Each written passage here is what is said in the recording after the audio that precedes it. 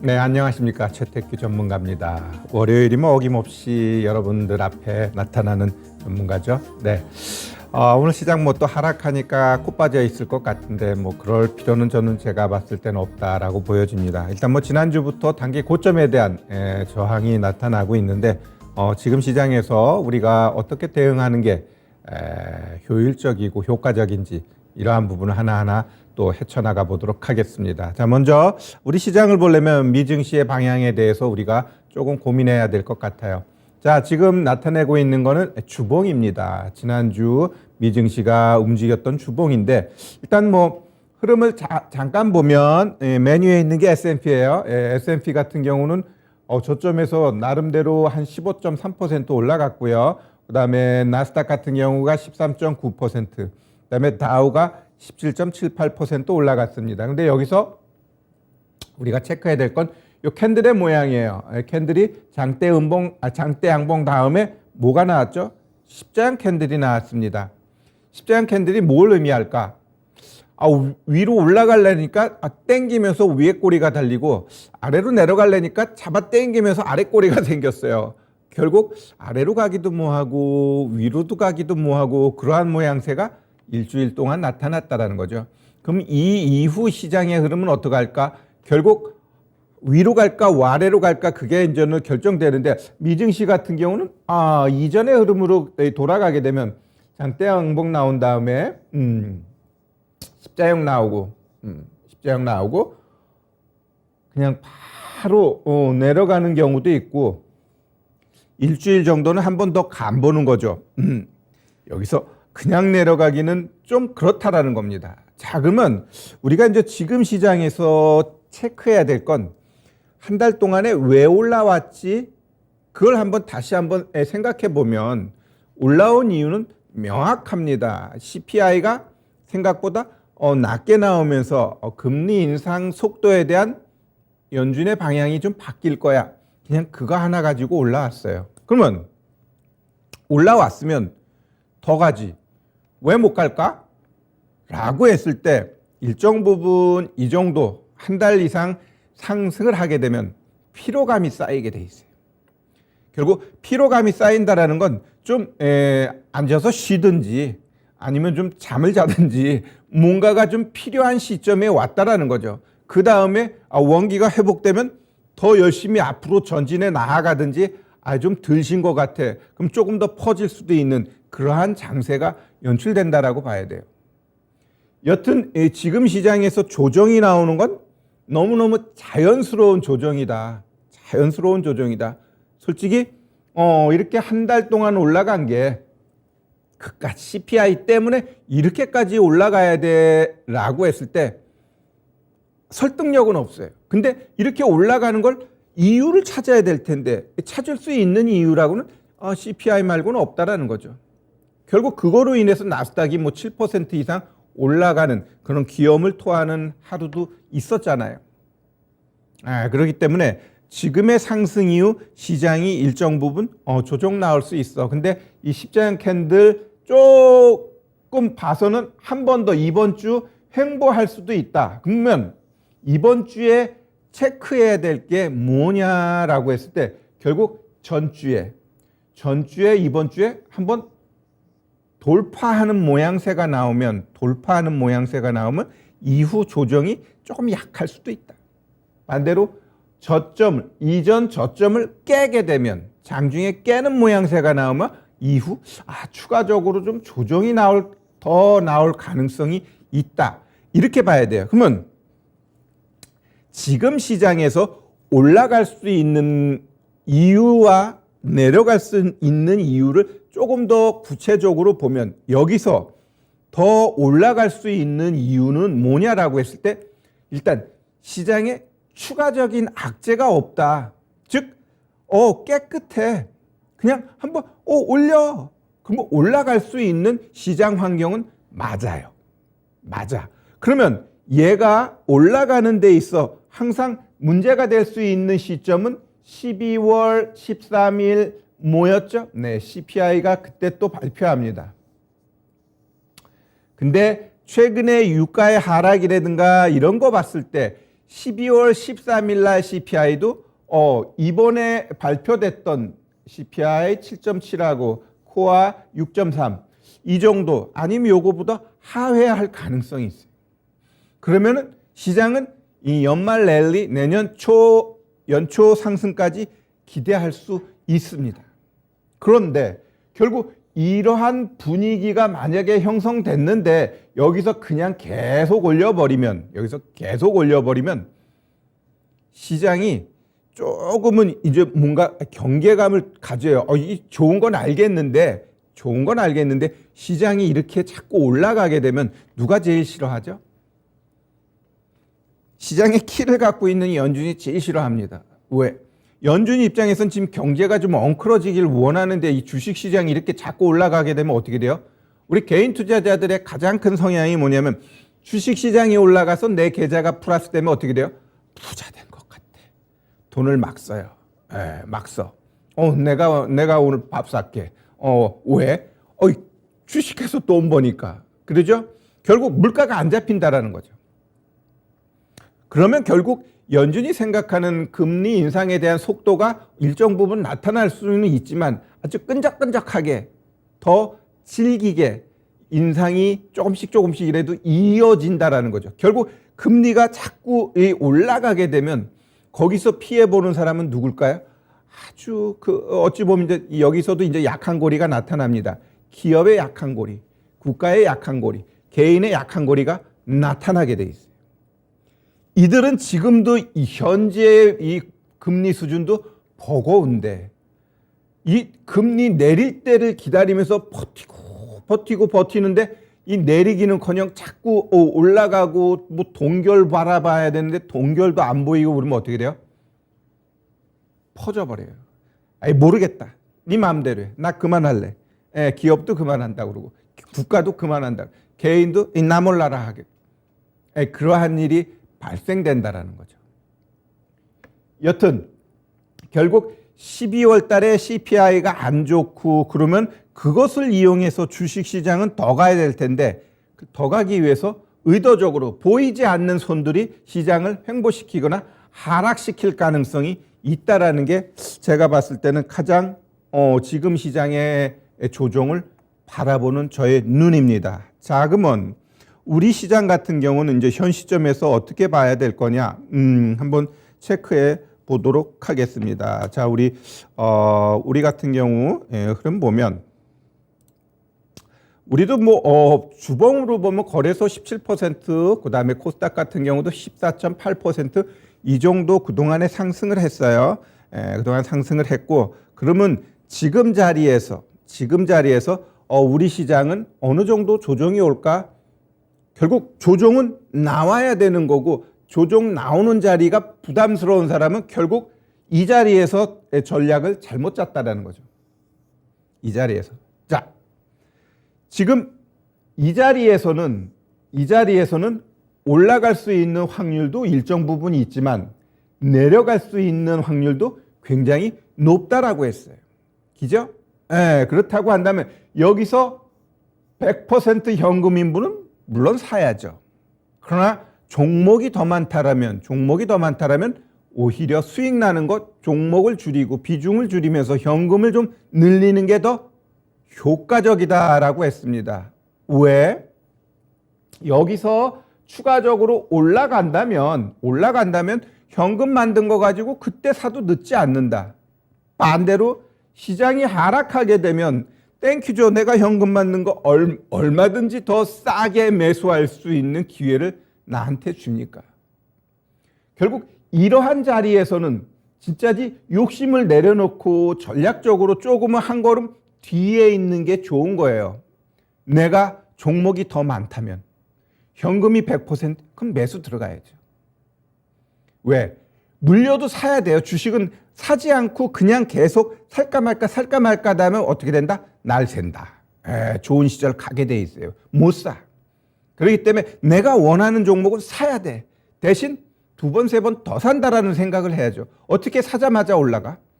그건 내가 봤을 때 놀부심보지. 그래서 지금 시장은 뭐 어디까지 더 떨어질 수 있어요? 라고 했을 때 일단 제가 가장 즐겨 쓰는 게 뭐죠? 4등분 하는 거예요. 4등분 해가지고 이 25%짜리 딱 왔어요, 오늘.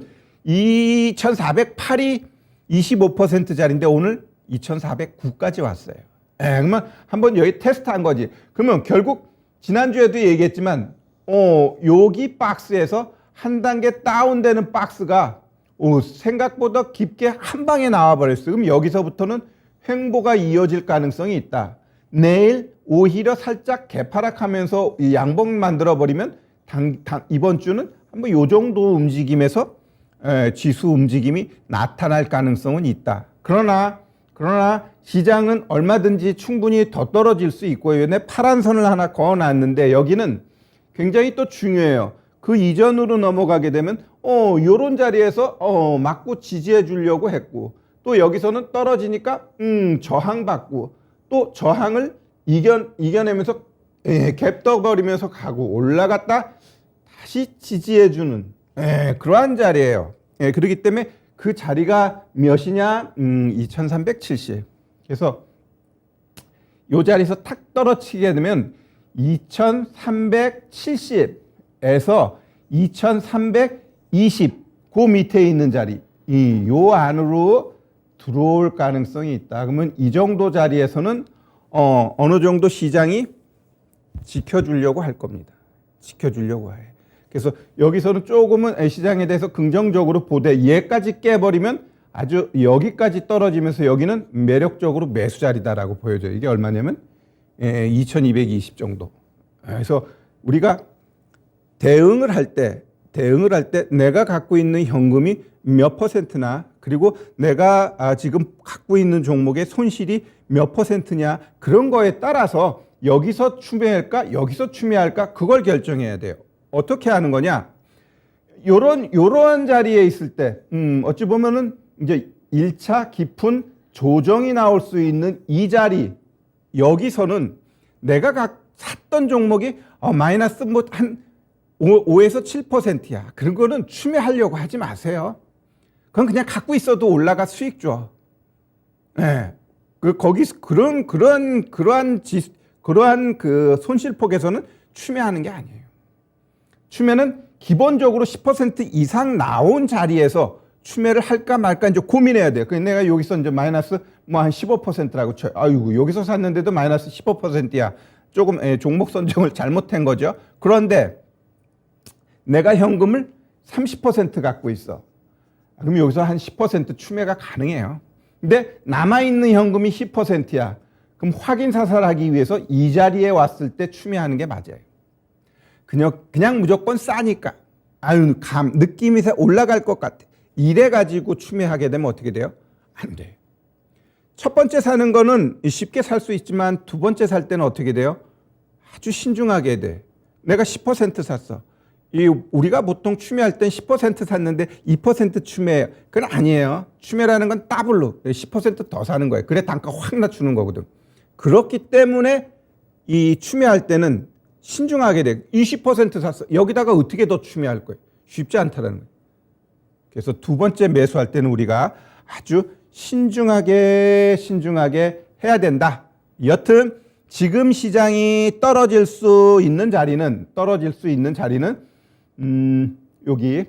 여기까지 들어올 수 있다라고 일단은 우리가 열어놔야 될 것 같아. 이게 이번 주에 올지 다음 주에 올지 모르지만 흐름상 그럴 가능성이 높고 제가 여러분들한테 이런 것 보조 지표도 설명하면서 어찌 보면 그 설명이 너무 딱 떨어지니까 조금 이상할 정도로 잘 맞는데 여기 보면 우리가 ADX가 고점에서 꺾이게 되면 그게 바로 MACD가 데드크로스 나기 전에 하락을 알려준다라고 했습니다. 우리 여기서 쫙 보면 이 MACD가 여기서 데드가 나는데 이 데드 나기 전까지 하락 나오잖아요.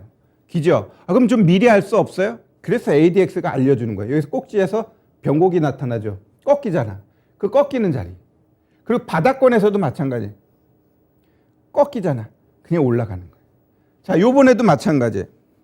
요번에도 이 고점 자리에서 여기서 꺾였어. 꺾인다 그랬지. 그럼 이제 이 데드가 나오는데 얘가 이제 여기서 내가 봤을 땐 하루 이틀 더 빠지면 여기서 데드가 나옵니다. 근데 데드 나오고 시장은 꼭 한 반등 나와요.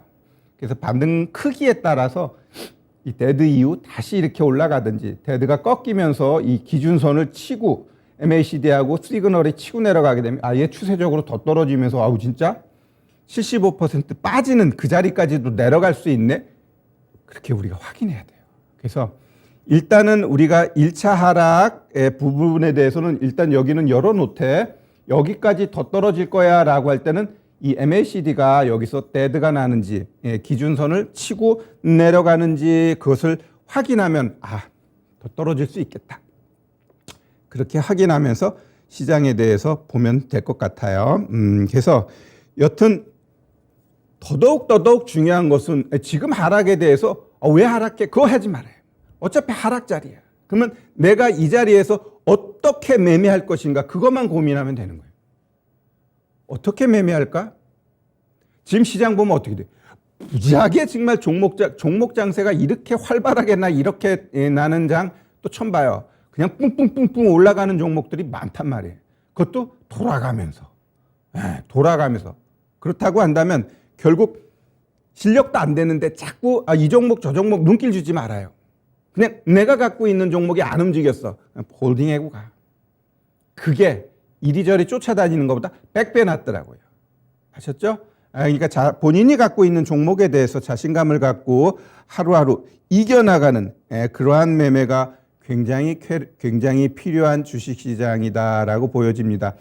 자꾸 옆에 있는 종목이 내 눈을 밟아요. 저거 안 사면 안 될 것 같아. 그런 거 있을 때 허벅지를 꼬집어. 참았자. 응? 참아야 되는 거예요. 왜? 자꾸 올라가는 거 쫓아가게 되면 어떻게 돼요? 어제 무지하게 잘 갔는데 오늘 봤더니 급락이야. 그게 지금 시장의 대부분의 종목들의 패턴이에요. 그랬더니 그 허벅지 꼬집어 갖고 안 샀더니 다행이네. 이런 생각이 매일 들을 거예요. 그러니까 허벅지가 멍이 들더라도 여튼 참는 노력이 필요할 것 같습니다. 그리고 내가 갖고 있는 종목을 잘 품으면 무럭무럭 자라가지고 어느 순간 갑자기 뿡 치는 그러한 모양새가 연출됩니다. 그거 자신하느냐? 자신합니다. 엉간한 종목들 다 올라가. 제가 강한 녀석들 지금 한 3주 때 출연했거든요. 5종목이 10% 이상 올라가 버렸어. 걔네들 보면은 다 그냥 거래 없이 횡보하다가 뿡뿡 쏴요. 뿡뿡 쏴. 그냥 지금 종목들이 그래. 그냥 엉간한 것들 안 움직이는 애들 잡고 있어봐요. 그냥 올라가. 그냥. 그러니까 그러한 부분 보고서라도 여러분들이 내가 갖고 있는 종목 믿고 가시자. 이렇게 좀 말씀드립니다. 자, 그럼 오늘은 종목 얘기도 한번 해볼게요. 오늘 KMW 5G 관련된 종목군들이 조금 움직임이 연출되고 있어요. 왜 움직일까? 여튼 5G 얘네는 내가 봤을 때 아주 실패작이에요. 업체들 자체가 얘네들에 대해서 증설을 하고 뭐 이렇게 기지국 넓히고 이러한 것들을 안 해. 왜? 정부에서 요금 잡아놨지. 요금 잡아놓으니까 이 통신 3사는 증설을 하려면 돈 드는데 요금 안 올리는데 증설할 수 없다 이거죠. 버팅기는 거야. 그러니까 5G가 내가 봤을 땐 죽은 지예요. 죽은 지. 근데 결국은 6G로 갈 수밖에 없어. 그러면 5G 죽여놓고 6G로 갈 거냐? 뭐 그럴 수도 있어요. 그러면 6G의 매력은 뭐니? 라고 했을 때 5G보다 6G가 5배나 빠르대요. 그리고 얘는 물속으로도 전파가 이어진대. 그리고 더더욱 중요한 것은 우리가 시장에서 많이 이야기하는 도심항공, 자율주행, 메타버스 이런 것들이 결국은 6G 인공위성 이게 결합돼야지만은 완전한 자율주행이고 도시항공이고 이런 게 이루어질 수 있는 거거든요. 그렇기 때문에 가야 할 길인데 지금 어찌 보면 한번 모멘텀을 주는 것 같아요. 그래서 얘가 움직이는 게 1월 달에 있는 세스 있죠. 1월 5일부터 1월 8일까지 라스베가스에서 하는데 가전 박람회잖아요. 여기서 또 5G가 한번 또 좀 이 얘기가 나오려나? 이런 냄새도 좀 나요. 자, 차트 한번 볼게요. 자, 가장 중요한 게 제 뭐라고 그랬죠? 이 무작위 하락했죠. 무작위 하락의 저점을 깨지 않으면서 이렇게 봐봐요. 거래 없이 오르지도 않고 내리지도 않고 결국 이러한 자리에서 매수하게 되면 어때? 가기 전에 한번 겁 한번 줘요. 그래 놓고 이렇게 치고 간단 말이에요. 지금은 61이평선 올라탔죠. 자, 그럼 이런 애들은 제가 봤을 때 좀 강하면은 그냥 여기서 치고 가는 거고, 얘가 좀 한번 쉬고 싶어 그러면 요런 61이평선 아니면 올라오고는 5일, 10일 요런 자리가 뭐다? 매수 자리다. 왜? 갔다가 한번 쉬고 다시 가는 거니까. 그렇게 좀 보시고, 얘가 일단 6개월 기준으로 해가지고 여기 31,000원이 엄청나게 매물대가 있어요. 그래서 이 매물대를 여기서 소화했는지 아니면 여기서 조금 더 소화할지 그건 좀 지켜봐야 될 것 같고요. 가장 중요한 것은 얘가 왜 이렇게 가느냐. 얘가 이렇게 하락한단 말이에요. 근데 여기서 어때요? 큰 형님들이 들어와 놓고 조정 주지만 안 빠져요. 오히려 이제 들어왔어. 그러면 이 큰 손들이 들어오면서 그래 한번 올리자 이거죠. 왜? 나도 종목이야. 5G 왜 미래 성장성이라든가 모든 것 봤을 때 구색 맞는 업종인데 왜 이렇게 무시하는 거야? 5G 한번 또 치고 가게 되면 어마무시하게 올라가야 몇 년 전에도 그런 모양새 보여줬거든요. 그래서 이러한 부분에 있어서 5G가 아닌 6G를 바라봤을 때 일단 통신 장비, 통신 관련된 기업들 분명히 한번 모멘텀 받을 수 있는 시점 이렇게 좀 보시면서 가면 될 것 같고요. 또 그 다음은 요새 조금 말도 많고 탈도 많은 롯데케미칼 한번 볼게요. 자, 롯데케미칼 같은 경우는 보시면은 1조 원대 유상증자. 롯데그룹 차원에서 1조 원이 부담스럽냐 할 때 아니에요. 알짜배기 부동산 알짜에다가 현금 보유 많고 특히 이 롯데의 강점 뭐예요? 일본 얼마나 저금리 이 나라잖아요. 일본은 또 롯데는 일본하고 굉장히 밀접하기 때문에 아주 저렴한 돈을 국내에서 조달 안 해도 돼. 일본에서 다 땡겨와가지고 돈을 융통해요. 그러한 측면에서 오히려 지금 주가를 하락시키는 건 자신 없는 사람 나가고 믿는 사람만 와. 오늘 개파락해놓고 이거 뭐예요? 아이고.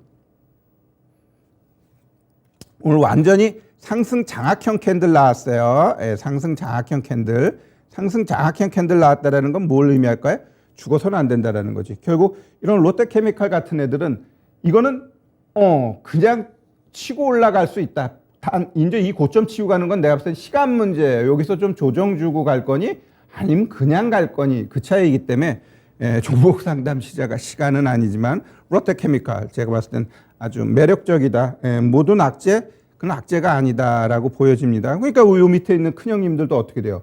올라가잖아요. 올라가죠? 올라갑니다. 자, 더 얘기해야 되는데 시간이 다 됐대요. 다 됐대. 그래서 이 시간 되면 제가 꼭 하는 게 있죠. 6시에 공개 방송합니다. 조정은 언제나 매수 기회. 맞아요. 왜 매수 기회일까? 그거는 6시에 우리 한번 같이 고민하는 시간 갖도록 하겠습니다. 고맙습니다.